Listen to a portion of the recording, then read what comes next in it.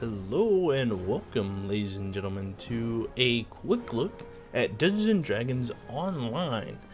This is a MMORPG that is free to play, and it is based on the Dungeons & Dragons license. Now, for me, I've never played an MMO very extensively. I have played this game before, but it was a few years ago, and I only played it for I think a day, maybe 5 or 6 hours at most. But that in that time, it was just mainly just trying to get used to the controls and how do I do things, and one thing that really got my attention and really got my creativity juices flowing at first was the character creation. The character creation in this game is pretty spot on for Dungeons & Dragons. We'll get into that in just a second.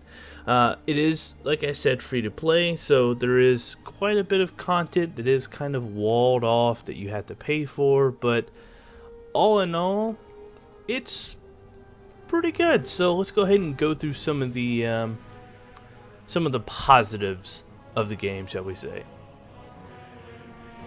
First off, I've got to say the character creation is really in depth, and it is very reminiscent of early Dungeons and Dragons, like AD&D and 3.5, but it does have some of the newer 4.0 mechanics added into the game. If you are a huge Dungeons & Dragons buff like I am, you'll sit here min-maxing your character for a good 20 to 30 minutes. But if you're not, and you're kind of stepping into the world of Dungeons and Dragons, it might seem a little overwhelming. Now, I've always made a custom character. I've never, selected one of the pre-selected ones because I'm like, screw this game. I've got this. Stand back. Give me all the points so I can put it in where I want it at. I don't want to not necessarily be, stunted in what my character can do. I like to think that, I give the character life and stuff like that. But from what I've seen, and, I have played this with a few friends, which I will show you some videos later on. But from what I can tell, yes, you do have the archetypes of, fighter, wizard, and rogues.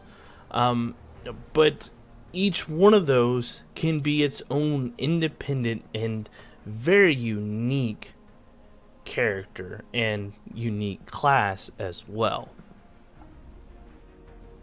Another thing that really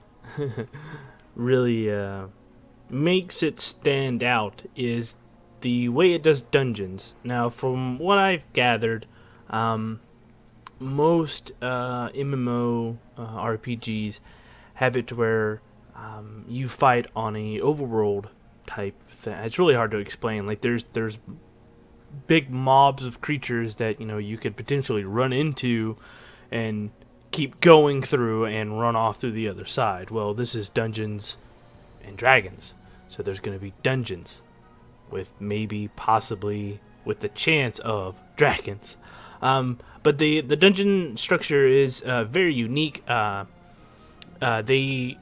you get a quest, it'll tell you in your quest log if it's a short, a medium, a long, or a very long. Now, depending on which one you get, you might have to plan accordingly, and there's even some that'll say you need a balanced party, which a balanced party would be a wizard, a cleric, a rogue, and a fighter. That's your 4 archetypes for Dungeons and Dragons right there. So that you got all your bases covered and stuff. If it's very long, you might be able to do it solo, but you might have to hire companions and stuff like that. And also, another neat thing is that every day that you log in, you could do a daily roll. It'll give you free experience points, probably some currency, and a bunch of other bonus items that gives you that little incentive to come and play at least once every day. Come back. With Dungeons and Dragons Online being free to play, it's not necessarily free to play. Just like most quote unquote free to play games are, they are actually paid to unlock. And Dungeons and Dragons has two ways of doing it. You could be a VIP and pay, I do believe it's $9.99 or $8.99 a month, and you get VIP access, which means you get to unlock almost, I do believe, all the locked quest, as it were. Or you can pay, I think the lowest amount is $8, and you get DDO store points, and you can use those points in their store to buy quest packs, characters, races, which I'm pretty sure you saw at the beginning, that are all locked. They're, behind lock and key. And I don't think a rogue can pick those locks. And speaking of rogues, you can also buy companions. Now, companions will help you go through quests. You can use them to interact with objects. You can also use their plethora of skills. Well, it's kind of limited, but you can still use their skills to help buff out your party. If you're missing a cleric, you could buy a cleric companion. Now, the downside to this is the rogue companion cannot be bought with in-game currency. The one class that is needed the most in a dungeon to help prevent traps and to pretty much see invisible creatures and stuff like that is behind a paywall, and that really sucks.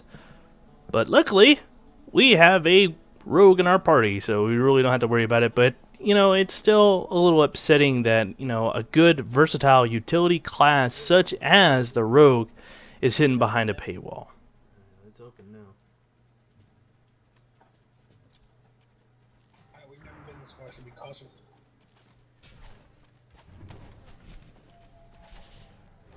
I sent a trap. Trap! Trap, get back, Julie, get back. There's 2 or 3 different traps down here. I know, I'm working on it. Come on. Fine, I'm gonna let Tower go up right Now, the last thing that I want to touch on is, unfortunately, the game seems dead. I mean, there's really not a lot of players on. This is coming from having experience on probably like 2 different servers. I really didn't go through all of them. I don't think it shows the population that are on them at the time. I really don't look at it, but from what I've seen, playing for a good solid week and a half, just about every other day, we really don't run into a lot of other players, and that could, be a big deal breaker, especially if you're starting out on your own and you don't have anybody to play with. The later quests do become really hard in the fact that you need multiple people to do different things. Like there's one where somebody has to stand on the end of a pipe, and somebody else down below them on another level has to turn a valve to shoot air to launch that person that's on top of the pipe higher up so they can get onto another pipe. If you didn't have somebody there to do that for you, it'd be really hard to complete that quest because you'd have to get up to that level. You can use companions, but you and one companion is, it's feasible, but it'd be very, very difficult. So, with that in mind, that's my thoughts on Dungeons & Dragons Online. There's a little bit more nitpicking I could do, but I think those are the big points that I wanted to show off. All in all, it's a great game. If you pick it up, play it. It's really fun. Give it a whirl. Give it a try. But don't expect to stay around too long if you don't have a dedicated team to play with. Doing it solo will be really tough. Anyways, thank you so much for watching. My name has been Xen'drik. I have been your gamer of Gamester Gaming, and I will see you guys next time.